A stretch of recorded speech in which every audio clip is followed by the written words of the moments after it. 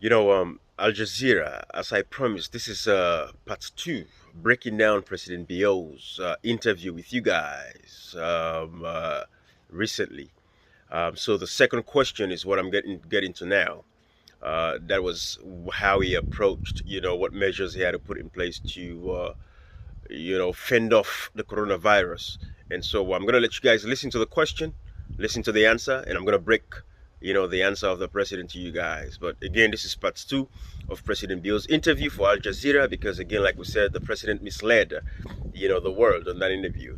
So it's our place, even though we don't have a, solid opposition at this point because everybody is so timid and scared of getting arrested or locked up if they speak up against the president, especially people of the former administration of President Koroma, because they've been muzzled. We see them arbitrarily arresting people across the country that they feel like they are a threat to their in power for some reason. But Al Jazeera, this is part two. Listen to the question, and I'll come back with the, and break down the answer of the president and tell you guys what was missing in those answers that he gave you guys in question number two. Battle against COVID-19 brings back memories from your country's fight against Ebola in 2014 and 2015. What were the lessons you learned from that particular experience that was helpful to your country now as it tackles this pandemic? Well, that is a quick reaction. We heard about the pandemic and we went into action immediately. And using our experience with Ebola, we were able to mount a preventive structure to make sure that we could prevent the advent of COVID in Sierra Leone. But of course, we knew we were fighting a losing battle because it was all over the world, and being part of the international community, we knew it was going to come here. But as we mounted the preventive measures, we were able to ward off COVID for a very long time. Mm-hmm. And during that time, we were able to stand up the various structures. Luckily, we've had a very bitter experience from Ebola, and we had still people in the system who had the expertise, who had the knowledge, and we were able to put our national COVID response team together. Mm-hmm. And so by the time on the 31st of March, when we had our very first case, we had a strong structure that was ready to fight off COVID. So this is how we've been able to keep it under control for a very large extent. All right, Al Jazeera. So this is, like I said, part two. I'm breaking down this answer. What the president failed to tell you guys was, of course, he mentioned that he brought in professionals to fight the coronavirus. Professionals meaning people from the previous administration. You all remember in 2014, we had the Ebola crisis. And so the former Minister of Defense, who was the czar of the Ebola response team under former President Anesbai Koroma, was called on by this President Julius Maada to State House to help with the fight against coronavirus. What did they do? It was all a setup to charge the man with treason because they know this man is a former defense minister. And of course, when he travels, he has a licensed weapon. He has a license to carry. So he has a weapon that he disclosed with the security forces. And of course, we've all asked for the CCTV to show that the man actually left his weapon, with the security forces. But of course, they said the camera died. There was no electricity at the point because they wanted to frame this man for treason. So that's what happened in that case. So this president, even though he didn't mention the name of Alfred Paulo Conte, but that's what was missing. Alfred Paulo Conte is currently languishing in jail because they concocted charges of treason against this man only because the president called him to go and fight against this coronavirus. It was a setup. This was vengeful.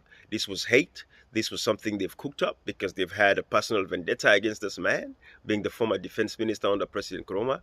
So they felt like they had to take him out. And this is what exactly happened. So Al Jazeera, that was what was missing in the second answer of that question about the coronavirus. I'm not going to go into how the government mismanaged funds from the coronavirus, Al Jazeera. These are all questions that should have been asked, because we know that these guys, actually, the Attorney General of Sierra Leone, Anthony Brewer, whatever his name is, actually sent a letter to the Auditor General of Sierra Leone, Lara Telopias, to say that when she requested, to audit the coronavirus funds, how the money was spent. The Attorney General of Sierra Leone sent a letter to Lara Telopias, who is the Auditor General, to say that because they have a state of emergency, like I said in the first part of the first question that was asked, when we do have a state of emergency, Sierra Leone is the only country that has a state of emergency.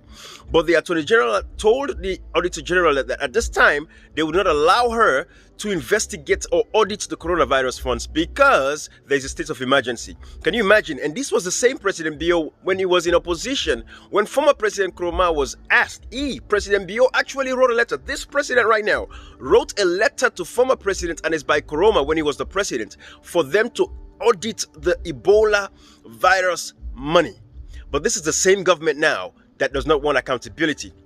So everything we're saying to you, these guys, instead of buying PPEs, instead of paying doctors, instead of paying contact tracers, instead of, paying doctors and nurses and all of that stuff, what they did was spent the money for themselves, personally spent the money. This is the same president that left Sierra Leone and went on a honeymoon with his wife to Lebanon. For what? We don't know what was happening. This is the same president. They spent over $2 million, almost $2 million, just to buy some SUVs for themselves. And this is not them taking care of the actual response, the equipment that is needed to fight coronavirus. We in Sierra Leone, we don't even have more than 2 ventilators. We don't have enough ventilators for the population. This government did not even think about buying ventilators. They only thought about buying Prados, SUVs for their leaders. This is the kind of Aljazeera, I wished you guys would have done a lot more thorough investigation and have enough information to ask President of Sierra Leone, Julius Maada Bio, some of these critical questions. Because right now, as I'm talking to you, up to now, there are people that are still crying that were not paid with all the millions of dollars, hundreds of millions of dollars that they received to fight, to augment the economy, to support families. People are languishing, people are hungry. But I'm not going to belabor on this point, Al Jazeera. But this is how this guy spent the coronavirus funds, this President BO. And this was how they planned everything to indict Paulo Conte. So if anything, Al Jazeera, I think you should come up with a whole segment on just Alfred Paulo Conte, how it was, set up, for them to execute and murder this man in the name of said it was treason when there was none.